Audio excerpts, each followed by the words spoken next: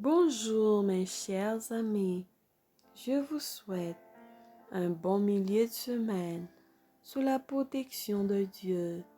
C'est la méditation du jour qui a pour titre Demeurer ensemble.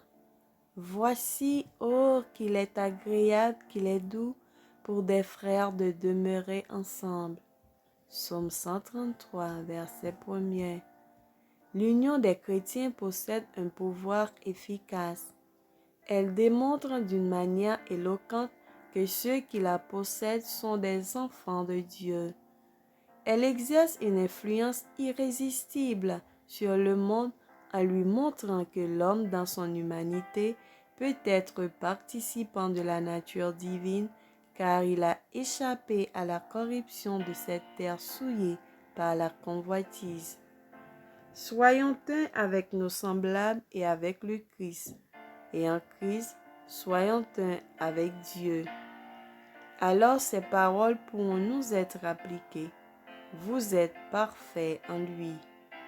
Dans le plan de la rédemption, le Christ accorde une place à tous.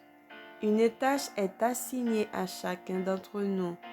Nul ne peut être un membre du corps du Christ et demeurer dans l'inaction.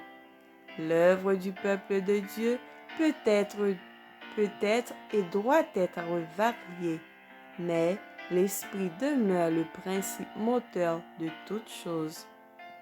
Tout le travail accompli pour le Maître doit être relié à l'ensemble. Il faut que les ouvriers travaillent d'un commun accord, chacun d'eux dirigé par la puissance divine, et qu'ils déploient leurs efforts collectifs pour attirer au Christ ceux qui les entourent. Tous doivent agir comme les parties d'un mécanisme bien ajusté, chaque partie dépendant de l'autre et demeurant cependant distincte dans l'action. Il faut que chacun occupe la place qui lui est désignée et accomplisse l'œuvre qui lui est dévolue.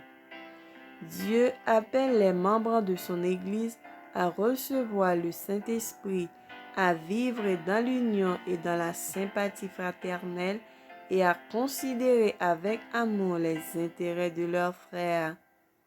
Rien n'affaiblit aussi nettement une Église que la désunion et la lutte. Rien ne combat autant contre le Christ et contre la vérité que cette tendance d'esprit. Le chrétien dans le cœur duquel le Christ demeure reconnaît le Christ qui demeure dans le cœur de son frère. Le Christ ne lutte jamais contre lui-même. Le Christ n'exerce jamais des influences contradictoires. Que les chrétiens accomplissent leurs tâches, quelle que soit dans l'unité de l'esprit, pour le perfectionnement du corps tout entier. Amen. Que le Seigneur nous bénisse et qu'il nous fasse grâce. Bonne journée, bon mercredi avec Jésus. À demain, si Dieu le veut.